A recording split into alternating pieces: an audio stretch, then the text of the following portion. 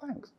So a bit of an origin story. I'm probably going to talk a little bit more about some of the pre-product stuff, which tends to be quite interesting, but I had a lot of fun this morning putting this together until lots of things happened and broke this afternoon. Reviewing a few things and going trips down memory lane. So effectively, the 2 blokes, 1 shed, becoming now 250 million secure emails. I just had a little recount. I don't know where I got 10 from, but it's nearly 250 million or over 250 million secure mails we've sent in the last 11 years now. My name's Nick. There's a few other Nicks in the room. Brilliant name. My other founder is also Nick. So I'm Nick C. My co-founder is Nick B. I describe myself as a helpful hacker. I like the helpful thing, and I love alliteration, so 2 H's are there. The hacking thing isn't kind of this kind of hacker. We like to just make things, sort of trying to find a system or a process by which you can adjust it to your means or make it do things which you kind of weren't quite expecting. So input validation for all of those developers out there. So we like this kind of thing. And this was kind of our starting ground and our origin story. And I was thinking, like, how far back do we do this? So the 2 blokes, 1 shed thing. Now, you might recognize some of these. This was a slide I had from when we were doing some investor pitches. And they love this kind of shit. So who knows what shed's the top left? Any of these? Pick them out? No? So this is Hewlett-Packard's original shed. So this was the Hewlett's, their husband and wife team, and Mr. Packard slept in the shed. Top left? Sorry? Is it Steve Wozniak? No, that is Steve Jobs, his garage. That's Bezos, and that's Nick's. That's the shed. So we sat in the shed, and an old colleague of ours hooked us up together and said, Nick's got this idea for some software, and I don't understand it, and go and have a chat. So we went and sat in his shed. And he had the same oscilloscope as me, but his was a 25 megahertz, mine's only 10, so he became the CTO because he had a faster scope. Not quite true, he's actually a very good developer. So from the whole kind of shed thing,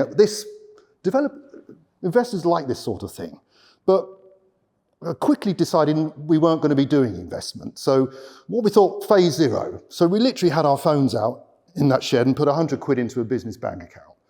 So you start paying to go to work when you start something up. And eventually you want to get to the point where you stop paying to go to work and you actually might take some money out. And then 3 years later, if you're still married, you might be able to actually take some money out. So effectively it was consulting, cash, coding. That's pretty much what the 3 things we were doing.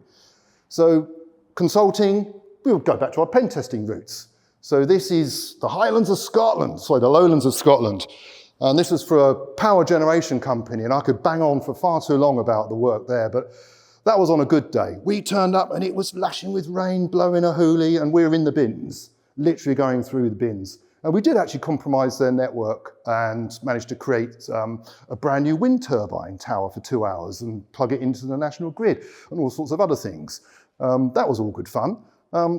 This was a test we did for a finance organization. They were doing some backhaul stuff for the processing for the post office. And this was a socially engineered test. So lots of harvesting of data from Facebook, and here's a little it's a girl card. We picked on a husband and wife team. She'd gone off and had a girl, Jessica Louise, £8, 12 ounces. So we sent through presents and gift cards and all sorts of things, but there's a little baby pink bear USB stick there, which had a code on it for the other card. So that card was in the pocket. The other card went to the CIO, who commissioned the work, and we'd try and get them to plug things in, all that kind of stuff. So this was quite a while ago. This one here is part of Deutsche Bank. They're in Windsor, and this was a physical get in the building job. So I got a nice suit on and rang up the estate agent because floor 6 and 7 were available to let. And come down there and say, oh yeah, I'm going to set up a business. We've got some investment. We'd like to rent the top 2 floors. So they show you around, introduce you to security and reception. You go and have a fag out the back, you tailgate in, and they show you everything. All the little side tunnels. And anyway, so Nick, at this meantime, I'd let him in through the back door and we're freaking all the fingerprint scanners, which were completely unnecessary because you could just tailgate into the building anyway. So we were busily doing consultancy and doing whatever we could to bring some money into the business. So at this point in time, planning. So I had that kind of investor slide there, and I don't know if you've ever sought or courted investment, but there's a huge range of professional services helpers, and use that in a loose term, but they love to make the big thing out of business plans. And I remember one investor, before DOQEX on a previous firm, we had 650K on the table, and his words to me were, "You've got a business plan, brilliant. So you probably paid Garbo and Elliott 5 grand to do that. Thank you very much. The process of planning is useful, but the result is highly uncoupled to the end result, because the business plan is not gospel. You can guarantee that your business will look different in 12 months' time to how you've written it on the business plan. So the key thing here is flexibility." So we were kind of hedging our bets. We didn't really know. The software idea that Nick had was in this area, this intelligence gathering thing, which is a kind of like a Google on steroids with a bit of AI fairy dust thrown in, and this was 10 years ago.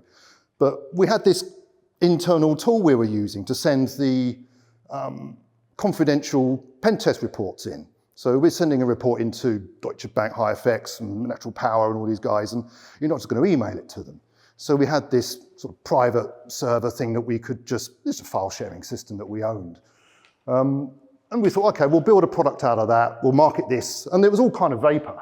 You know, none of these things really kind of existed at the time, but then we had some sketch out stuff on here. But we're kind of embracing the randomness, and I get this all the time, no matter how much you plan, embrace the random things, those chance meetings. Somebody here tonight might give you a chat or an introduction, and this is how we got into Europe as well. It's the same sort of thing. It's just, everything is just be open to opportunities wherever you go. You never know who you're going to meet, how interesting they're going to be, what stories they've got to tell. It's all about that. So this is how we kind of moved away from this wishy-washy kind of hedging our bets thing, is that I had a disagreement with Nick. He thought we should be doing some advertising. So sponsoring a cricket club and Minster FM radio advert. So I succumbed, and we actually commissioned a radio advert on Minster FM.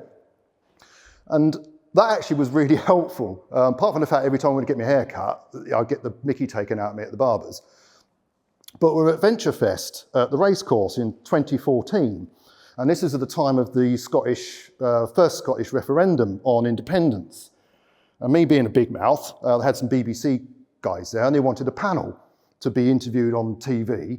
Anyway, they decided to run it, not just on the 6 o'clock news, but on the 10 o'clock as well. So we're there, so I'm messaging my sons, you know, they're all proud of their YouTube 300 subscribers, and I get 10 million views in one evening. I'm talking about Scottish independence. I haven't a clue what this is all about. Anyway, but one of the things there was that we had Roy Grant from York City Council, IT, head of IT down there. And he came over and we were just having a chat. And we mentioned a couple of these things about sharing documents. And he introduced us to the Crown consultants who were coordinating the Tour de France. And because that came to Yorkshire in 2014.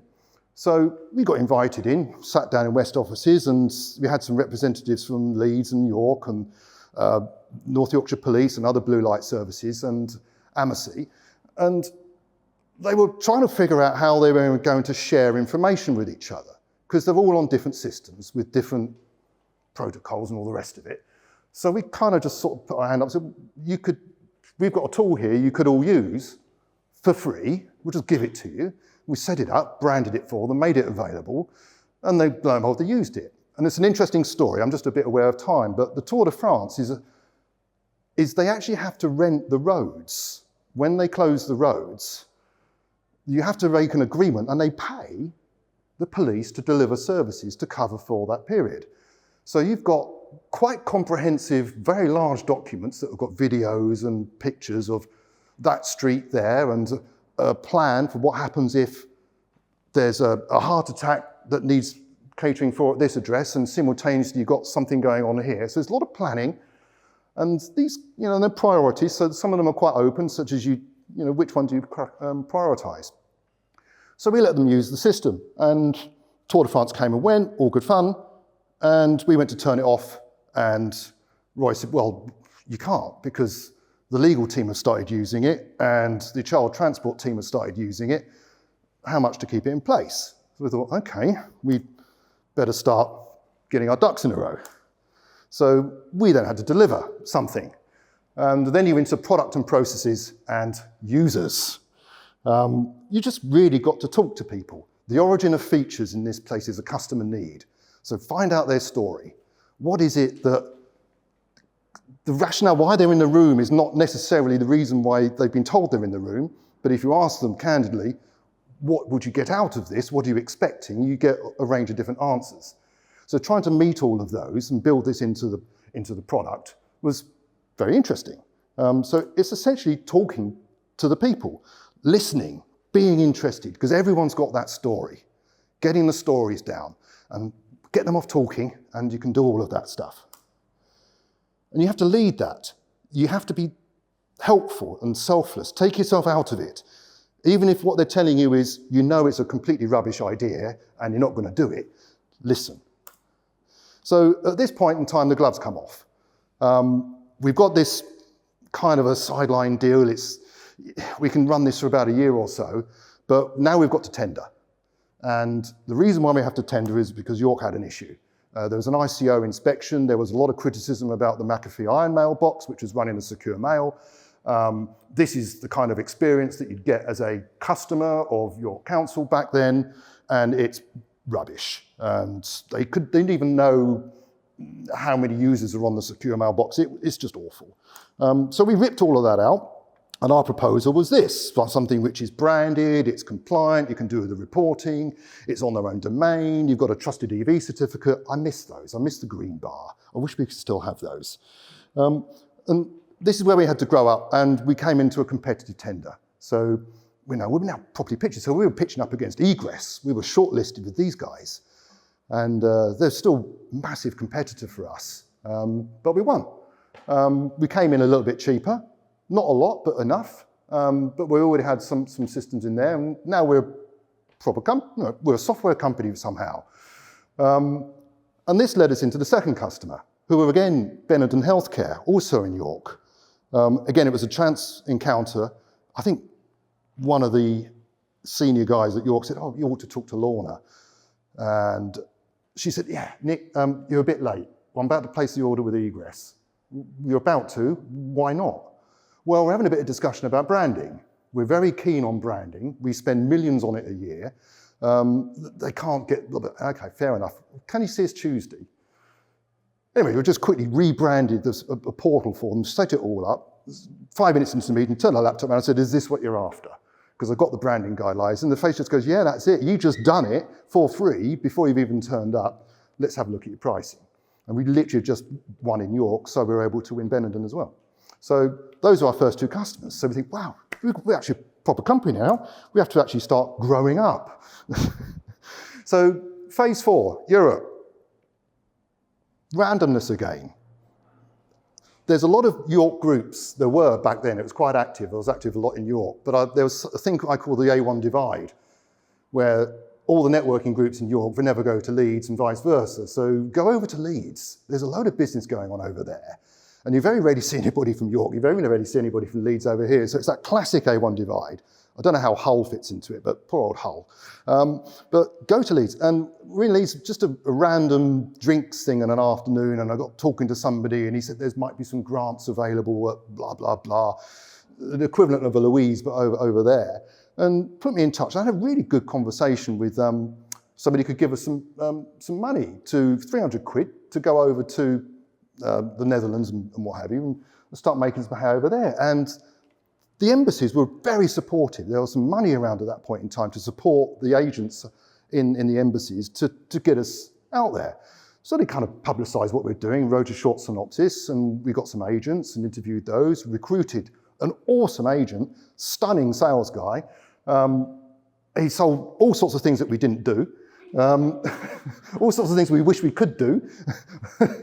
And then he was brilliant for a bit and got that off the ground. So again, this is the randomness. It's not something that was on our plan, but what it did do, it kind of washes and cleans up after itself. We don't really make much money out of the European thing, various things happened, the Brexit thing, and then I had a bad accident and all the rest of it. So it's still going. We've got a disti in Belgium and a disti in Eindhoven, and it works. But what it meant we had to do was rethink about the product from a channel, because we've now got our customer is now the reseller, is now the distributor. What do we need? Everything from reporting to invoicing to all of that kind of stuff. And it was useful to get that stuff done there before we rolled it out into the UK, because we could then go to resellers in the UK and say, hey, we've got a model here. We're ready and rock and roll for this. My thoughts here was that let's leverage channel in terms of growth. So it's not quite gone how I wanted it to. I wanted bigger deals. We're now more in the scope of deal sizes about 50, 60K annual. And a lot of the stuff coming out here was much smaller. Because I say that in Europe, it's the same with everything. It's the same but different. The experiences there is that, I love this expression, you are unique, just like everyone else. It seemed to be much more fragmented. The SME market was a bit bigger, huge reliance on Microsoft, a lot of reliance. They almost felt as though they were 5 years ahead of the whole kind of like outsourced MSP model. But getting direct business was kind of difficult. But yeah, it was fascinating. It's the same but different. Really like the Dutch. They're normally propping a bar up at 3 in the morning. The Germans have all gone to bed. And the Belgians are fun, but a little bit weird. Build and learn. And this is kind of the beginning of that next ramp-up phase, where we're looking at maturing our processes. So getting properly ISO 27K certified. We've always been compliant, and I said it's a lot of effort, a lot of money. It's easy to do when you're small. So we kept putting it off. And the attitude was, we've never lost a deal because we didn't have ISO until we lost a deal because we didn't have ISO. Still winds me up that to this day. But yeah, ISO 27K, great thing to do, especially if you're small. Tags on really nicely with ISO 9001 as well. Operational processes. We're very good at flying our own infrastructure, and the way it's evolved from literally having our own tin in colo through to, again, still having our own tin, but now abstracted across with using Proxmox. I don't know if anybody's using Proxmox, virtualization platform. We run everything off Proxmox using Ceph as a storage nodes. So that's really, really good, works really well. In fact, we tested it earlier on today because we had an outage on a line, and yeah, and it all works great. So that was kind of getting everything maturing and bringing more people in and more processes and more systems. How are we doing for time? Cool. Where we kind of, the attitude that we think about nowadays is we want to make sure that there's freedom and flexibility. This randomness thing I love. The flexibility and capability of people in the business to make mistakes, because there are no mistakes. You've only got successes and lessons. What do we learn from this? We can't afford to mess up once. If we get any problems, our reputation is gone. It's all about trust. We have to be nuts on all the time. So everything in terms of how we do daily browsing, in terms of our processes, in terms of what devices people use and how they authenticate, all this kind of stuff. We have to be very careful with this. But ditto with coding and how we build and manage the infrastructure. There's no room to hide. Nobody hides. If you make a mistake, you kind of should be proud of it. This is how we learn from stuff. So there's no mistakes. It's successes and the lessons are more interesting, particularly when you start writing some root cause analysis bits on things. Error-free. If something isn't working or we're trying something new, you're probably not innovating enough. Push harder, do something new, try a bit more, try something different. I mean, we started off, most of our code base, I think, is still Python, but there's a blend in there, Go and C. But it's the right tool for the right job. And it's great fun. If you try and pick up something new, I'm not a developer. I haven't done any development since 6502 assembly and physics labs. And that was rubbish code. So yeah, we like to make sure that you're innovating properly. And for us, some of the best dev days that we have is not the most amount of code written, but the most code deleted. Because I was going to mention this earlier on in terms of the stuff we were doing with York and others at that growth phase, is that when you're listening to these stories, our reaction was to want to do everything for everybody. Put in this, they want that, they want this, and you end up with huge amounts of features. And we struggled about year 7, 8. It's just too vast. We couldn't get our head around it. We were forgetting that features existed.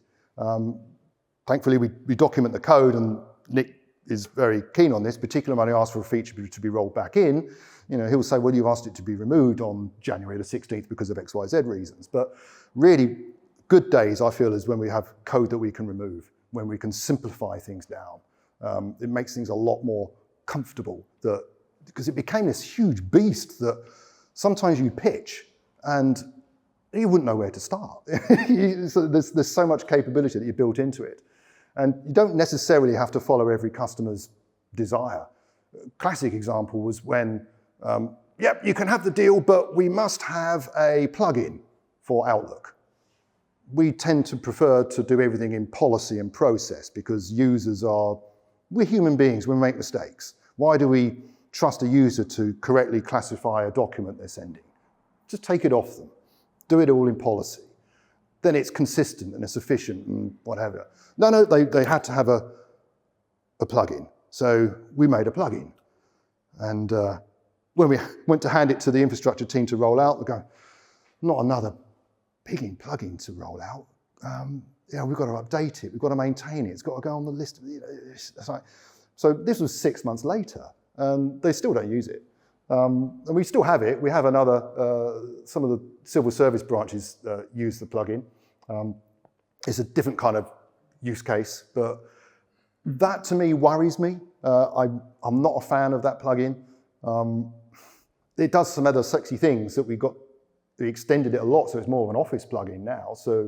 And that came from the European side of things, is they wanted to see some of those features that you could do in Microsoft, but in DOQEX, and they're there.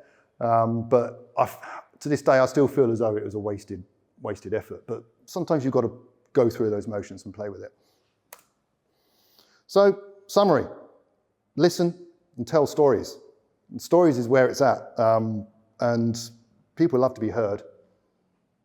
And it helps to foster the trust. Trust is key. I talk about this trust anchor, and whenever we're talking about InfoSec, it's like somewhere you place your trust in something, whether it's a certificate authority or whether it's whatever vendor, you place your trust with them. So you need to become that trust anchor, whether you're giving advice or whether you're creating code or whether you're shooting video or whatever. So people want to trust that.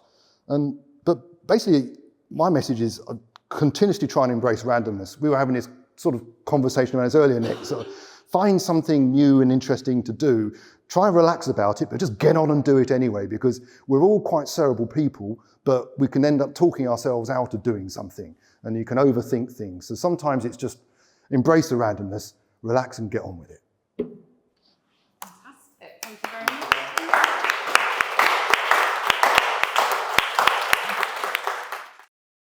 Okay, so we're going to move to Q&A now for the next kind of 15, 20 minutes, I think. So, questions then. So I'm going to start, actually. So you mentioned randomness quite a few times. Mm-hmm. In terms of perhaps unexpected collaborations, is the one that kind of sticks out the most, or something that you can kind of pinpoint? I mean, possibly the first one, getting together with Nick. Okay. That was unexpected. You remember Nick B, don't you? Yeah, you do. And it was DL, Dave Lewis, who put us in touch. And it's a random conversation. Mm-hmm. So Nick and Dave are great mates. They were best man at each other's wedding, this kind of thing. And and Dave just sort of thinks, well, me was kind of potentially have a chat with him, see if you can sort of make music together. There was a kind of a random association. There's probably quite a lot more that you could go in there, but that was the original first one. It's weird because we were talking earlier on about this. It's sort of it's the listening and being open, because the roles evolve. You kind of fall into things. Jobs need doing. I think fundamentally there was there's a flexibility in your psyche from sort of, I don't know, having a soldering iron in your hand. I mean, we used to make the joke, one of the first things we did in the office was set up a workbench. And we had the scopes on there and the soldering irons on there, and we had some boxes from, I can say the name now, it was Sky. We were sent some Sky boxes to see what we could do with them. So we're soldering on JTAG headers and seeing what we could get out and all the rest of it. And we used to love that stuff. So if there wasn't solder fumes and beer going down in this little office that we rented out, that was all part of that. So the randomness and the association there was falling into roles and evolving together. But also understanding, because I didn't know Nick when we worked together, but there were different pressures. You know, he just had a young son, mine are much older. He had different financial pressures to me, and it's just accommodating that as you go through, and things just evolve, as we all do. You know, we're all evolving, and just be open and aware of them. That's kind of my flexibility. It helps me relax a bit because you can kind of overthink things and go down rabbit holes. Absolutely. Yeah, so sometimes just get on with it. Brilliant. Thank you. Anybody else have a question? This is where the room goes stunningly silent. Do you still rely on randomness for your channels, or do you have a strategy? Yeah, I rely on it for everything. I'll even talk to my sons about it as well. But to encourage them to be open to possibilities and flexibilities, you know, in the work that they're doing. And just because it kind of tries to remind me to just be open. We've had a couple of discussions this evening, Nick and yourself, that sometimes you need something fresh to give you a bit of mojo and energy back in, because we can develop ruts, particularly if you are writing code. You can be there with your headphones on, not that I've done this for ages, but yeah, you can get stuck in that rut. And sometimes, I hate this word, getting pulled out of your comfort zone, but doing something a little bit different now and again just gives you a little bit of energy. But without being receptive to that, I don't think you're going to be aware of those opportunities. Yeah, okay. But yeah, I'll try and live by that as much as possible, because it tries to keep you sane. Good. Okay. And something you mentioned about the A1 divide, and I know you made a joke about that. Yes. But it's an interesting. I thought you were going to mention AI then. No, A1. It's something interesting for me actually, because you know, do York businesses look outside of York? Do they travel outside to other events, for example? You like to think they do, but I'm not always sure. My experience is no. Yeah, I would agree with that. So is there anything in Leeds, any other organisation where you've gone? Plenty. There's a couple. Gosh, what's he called? I only know the guy who set it up. There was two fellows who ran something together. It used to be called the Fox Hayes thing. It was like an early Dragon's Den. This is back in 2002. So it's Philip Drazen and Graham Shears. They set this thing up, and they used to have. And I actually did a pitch here. This is when Yorkshire Business Angels with Barbara Greaves. I don't know if you remember her. She's well retired now. There was a lot of old players around in the early 2000s on this. And they had these networks. There's now two competing networks, but they're great. I tend to flip-flop between the two. There's a lot of financiers in the room, but they're not in the same vein as I find with the professional services in York, where they're trying to, it's all accountants and lawyers. There's generally bigger stuff going on.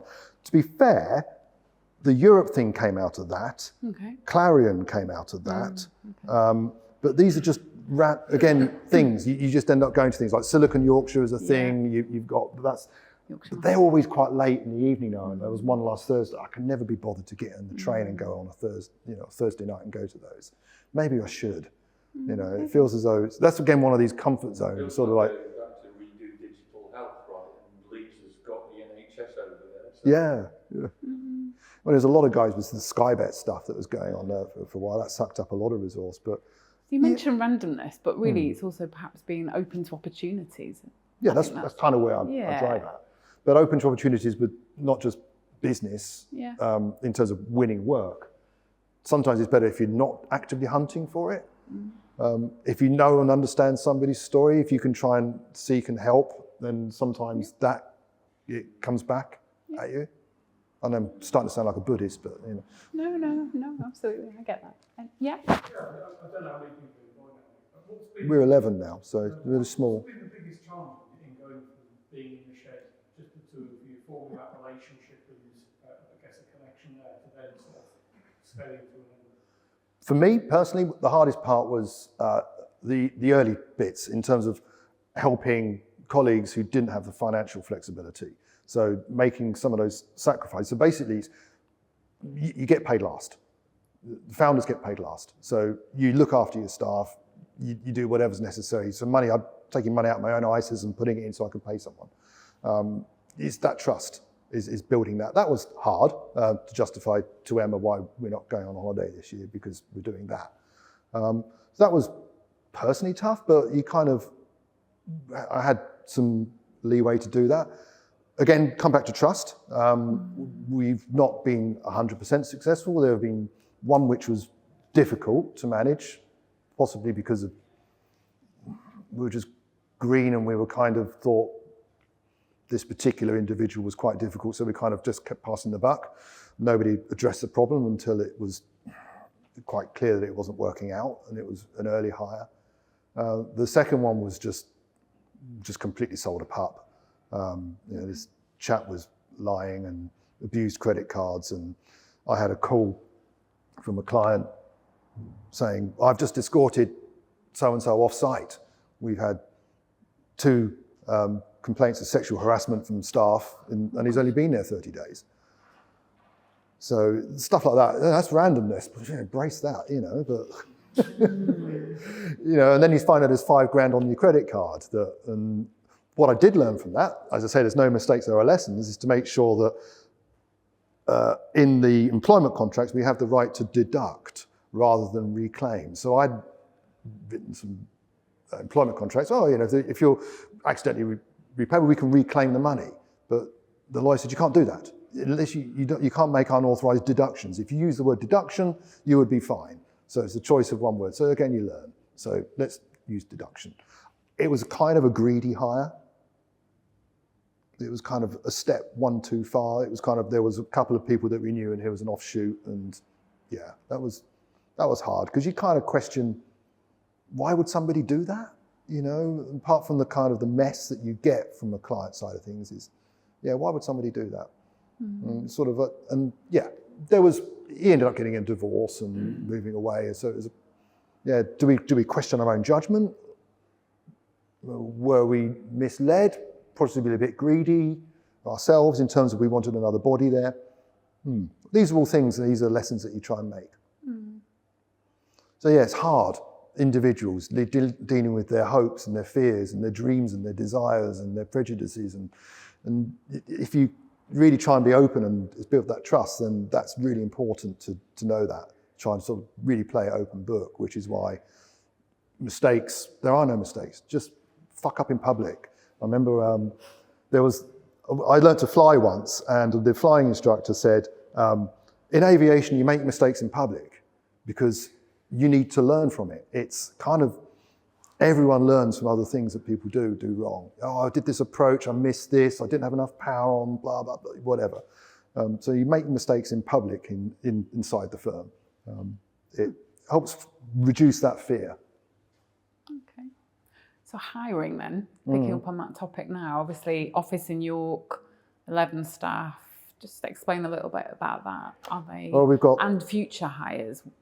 Well, it's a good point, Stuart, that you raised, because I'm a little bit scared about how we go beyond the current kind of network, because there's people that we know.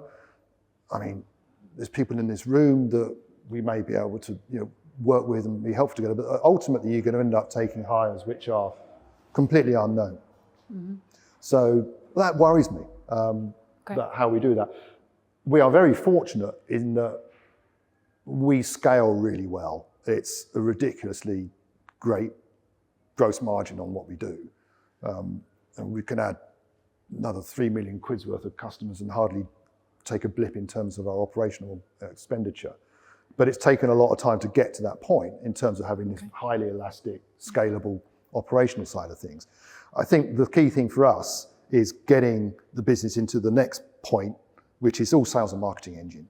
So operationally, security-wise, delivery, we're really sweet, we're sorted. It's getting those numbers in now so that we can, I can do something else in a few years' time. And that's hard.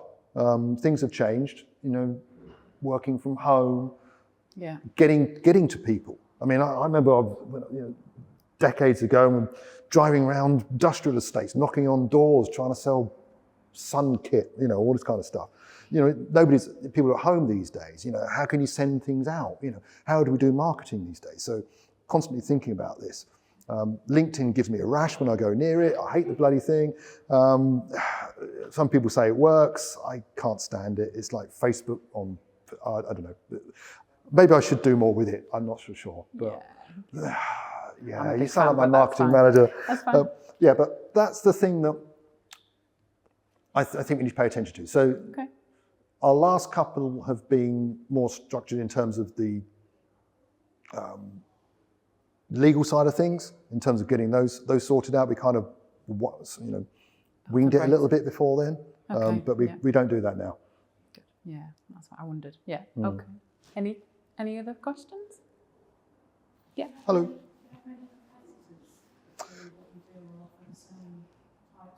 Yeah, it's certainly a solved problem. A lot of our competitors fall into two camps. They're either big box vendors from the US beginning with the letter M, so Mimecast, Microsoft, McAfee, Proofpoint. In the UK, we're looking at mostly Egress, who we've beaten twice, possibly about to lose one customer to them because they've just been bought by Spire, and Spire are a big Egress house. So I'm trying to actually run a project of how we get our software to play nicely with their software. Again, this is the kind of the randomness thing there in terms of I'm going deep into trying to understand the competitors' products, and it's great because our customers given me all of their internal documentation. So this reminds me of a comment that was made once by an investor. He says, don't be in a rush to patent everything because some of your best ideas from your competitors come from other people's patents. So some of the best ideas I'm getting now is by looking at our competitors' underlying, how they run their PowerShell scripts to do send connectors example. So yes, we're not in a vacuum. I look at some of the competitors. We never took investment. We've been completely organic. We own the business. We've got money in the bank. There's no debt. When I look at Egress, and they're paying $5 million a year on interest alone. So before they even do any turnover, they're deep in the hole. But they are very well plugged in with public sector. I was looking with Bren yesterday at the G Cloud Awards, and they did 14 million quid last year on that. And I thought, I'd love to get a share of that. It's a very well-marketed product. Some of the issues I have with DOQEX is that everything is private. It's beyond white label. We have no ego, and I possibly should change this, is that when you deal with our customers, like we have the Navuna in Leeds, they used to be Hitachi Capital, then Mitsubishi, now they're rebranded as Navuna. So if you get a commercial vehicle loan, you'll get a whole chain of workflow from Navuna, but it's not. It's actually through DOQEX. But it looks, and it's meant to be completely transparent that we're involved in the whole chain. And this comes back to trust. So if you're looking to get a commercial vehicle loan or commercial loan to, buy a 4-axis milling machine or whatever, you don't want an email from DOQEX or Egress or Microsoft or Proofpoint. How do I trust it? I'm expecting to interact with whatever.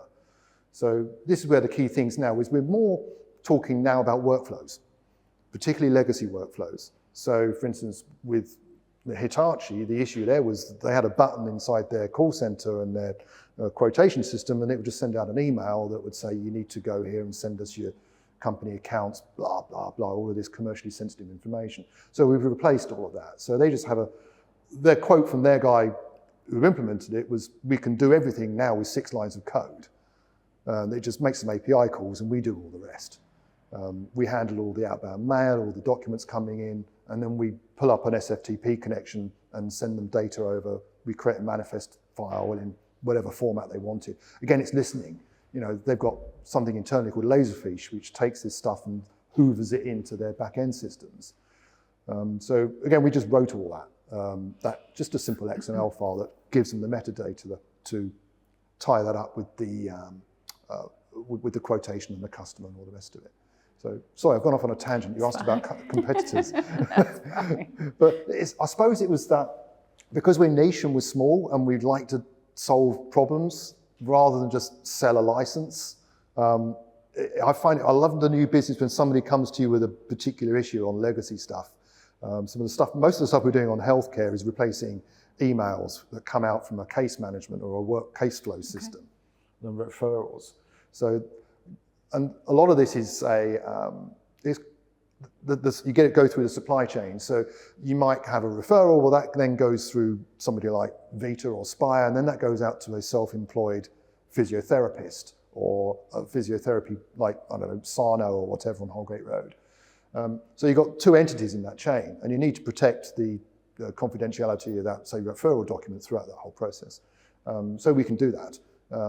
And we'll make sure we've got the branding and the trust in at the right point.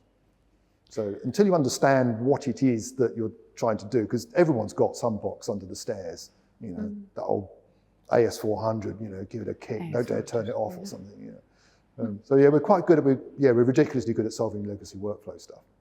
Okay.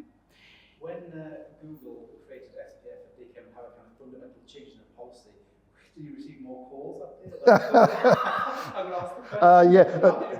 Well, we do a lot of educating of system administrators on what DKIM SPF, and then you often have to go into the realm of, oh, we need to have a change now for DNS for adding some SPF records or DKIM records, and that would take 6 months to go through CAB.